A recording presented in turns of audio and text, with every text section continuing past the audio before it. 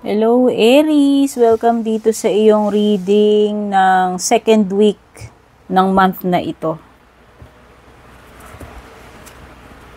I'm Purple Teen, by the way. Kung bago po kayo, don't forget to subscribe, like, follow. Share na rin po itong ating reading. Big help po yan na mag-grow ang ating community. Thank you rin sa mga nag-a-avail ng private readings, membership, subscription, pati na rin yung mga nagpapadala ng Star Super Thanks. Mga interested sa private reading ko, tingnan nyo na lang po yung mga nakasulat sa description. Pick tayo ng overall energy mo for this week. Prosperity lies ahead. Oh, take note, Aries. You are, very productive ngayong week na to. Yun yung nafe-feel ko. And, paano ba to? Focused mo sa iyong goal. Yan yung overall energy mo. Maganda. So, wala kang, siguro magaan overall this week.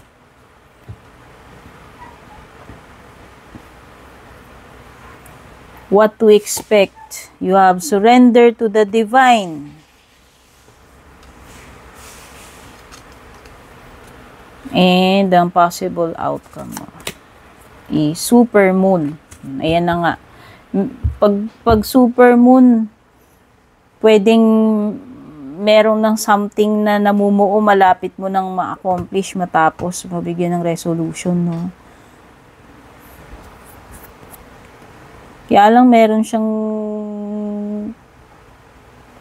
connection sa iyong emotion. So, I don't know. Merong something dito na emotionally related na malapit na sigurong sumabog. Hindi ko alam. Pwedeng emotions mo to. Kumbaga, ito yung tipong masasagad ka na eh. Pagdating sa what to expect or the unexpected, meron ka ritong surrender to the divine. May mga bagay na hindi mo makokontrol. Yun lang yung ibig sabihin nitong surrender to the divine. And mas better na ipag-pray mo na lang, ipasa Diyos mo na lang, ipasa itaas mo na lang. No? Paano mo malalaman?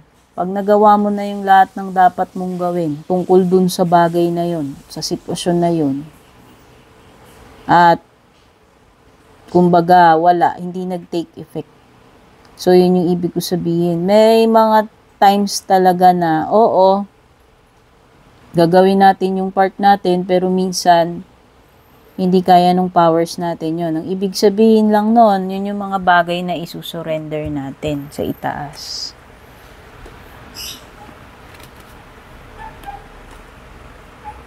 Check pa natin ano yung mga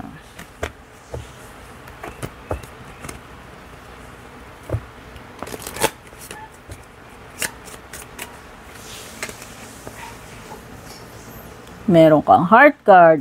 May mga matters of the heart talaga dito kasi may mga emotions ka dito. Very high pagdating sa emotions. It could be related sa romantic connection mo. May mga nag-uumapaw, may mga nag-uumapaw na mga damdamin, mga hindi mapigilang emosyon. Wow, so mukhang stable naman when it comes to financial, sa career mo. Wala naman akong nakikitang problema.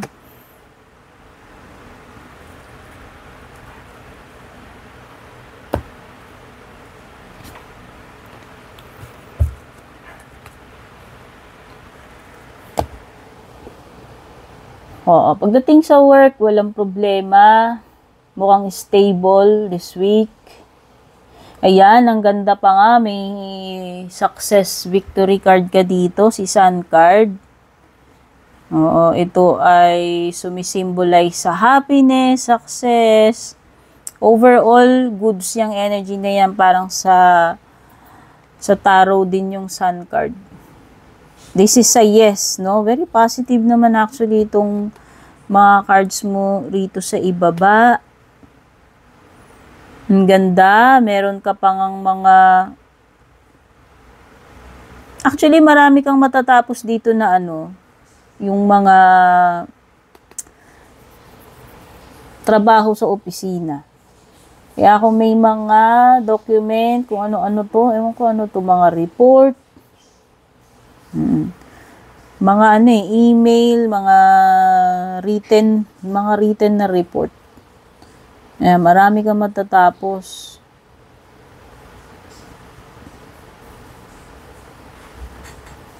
Meron ding, ewan ko, may surprise siguro, something na mababalitaan mo, matutuklasan mo with the book card.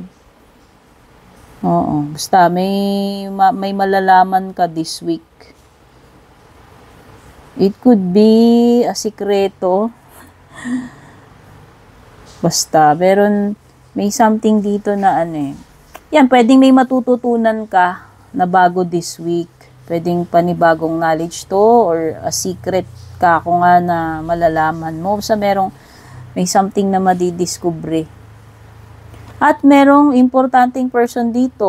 Basta pag nakita natin to, significant other mo to, i-disregard nyo na lang yung gender. Kahit na ano ng gender ito. Ibig sabihin may something tungkol kay person mo.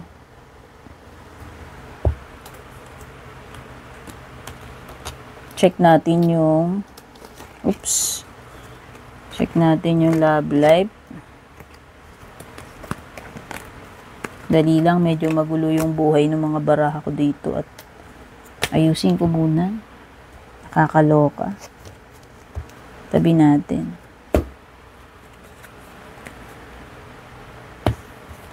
Ay, sa love life mo.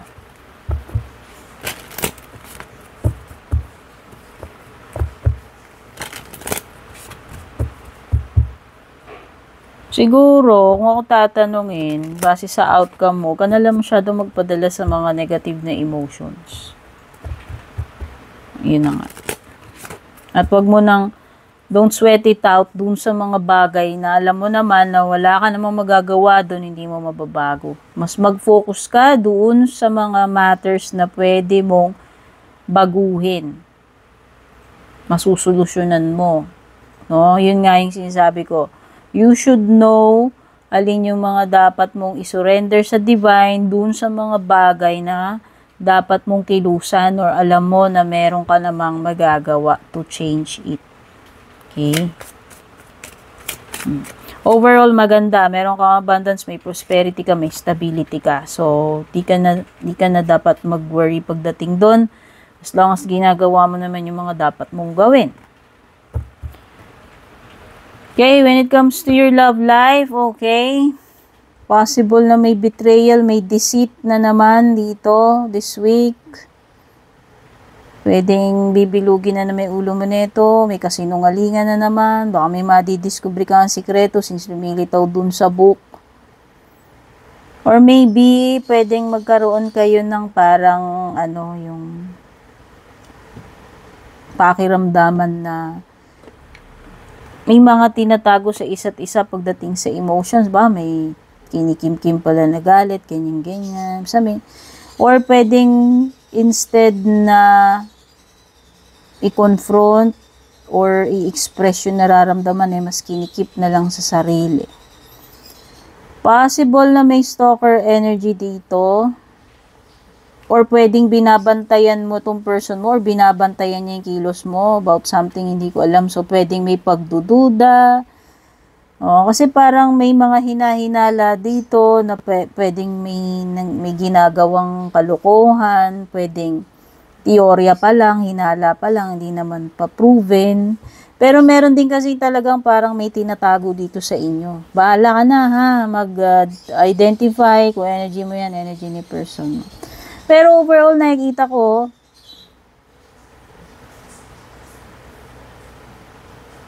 tunay naman ng pagmamahal dito eh. Hindi ko nga lang alam kung one-sided ha. Para dun sa iba dito, kung wala pa kayong official na label nito, pwedeng nahuhulog na yung loob mo sa kanya o nahuhulog na yung loob niya sa'yo. Nagkakagusto na. Basta merong some kind of shock dito, unexpected, di mo akalain na mangyayari to, gagawin niya sa'yo. Okay?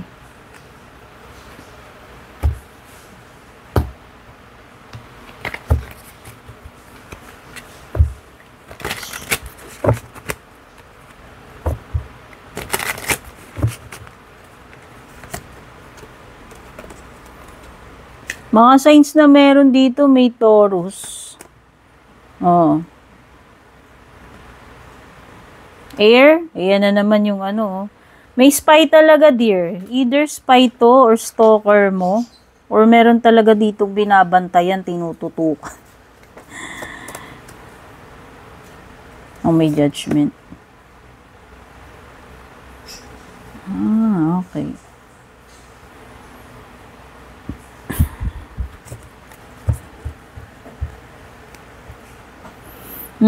So, pwedeng may flirtation talaga or ghosting. Or yung tipong feeling mo ini-ignore ka or na pinabayaan ka nitong person na to. Some of you might experience rejection or yung tipong aalatin ka pagdating dito sa basta pwedeng nag-a-apply ka or anything na gagawin mo, pwede ba makaranas kayo ng rejection dito? Or yung feeling ninyo, hindi kayo welcome, belong. Alam mo yun?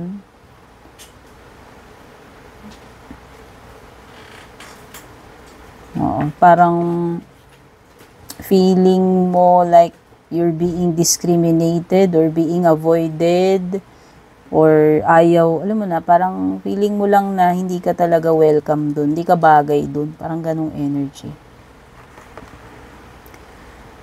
Someone, siguro, pwedeng might disappoint you. Pwedeng, oo. Kumbaga, sa time na ine-expect mo na dapat nandun tong tao na to, wala siya dun. Oo. Pag kailangan mo ng karamay, kausap, o dapat na kung kailan hindi ka niya iniiwan, dapat na iintindihan ka niya, the more na nararamdaman mo na wala siya dun, walang presence.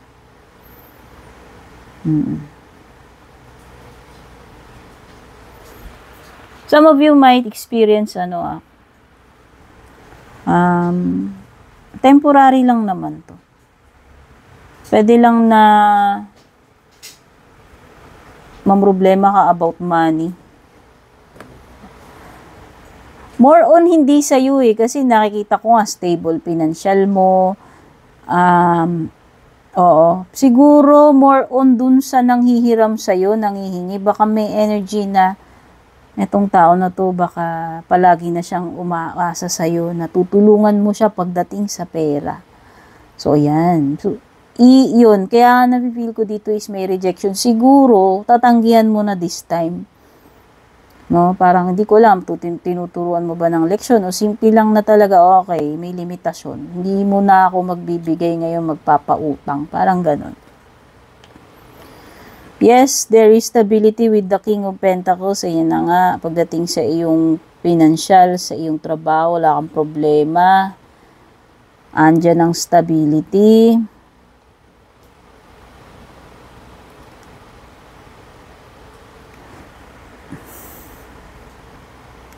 Andyan nga yung stalker, sinasabi ko, hindi ko alam kung sino to. Pero pwedeng air sign.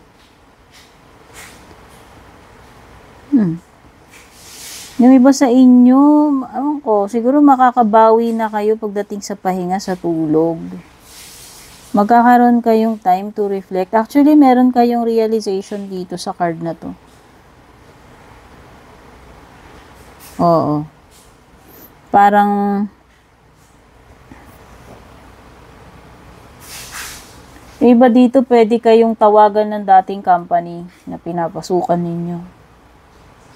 Or maybe meron something na magbabalik na dati mong ginagawa. Oo. Meron kayong yung iba dito, pwedeng laboratory, papamedical kayo, hindi ko alam.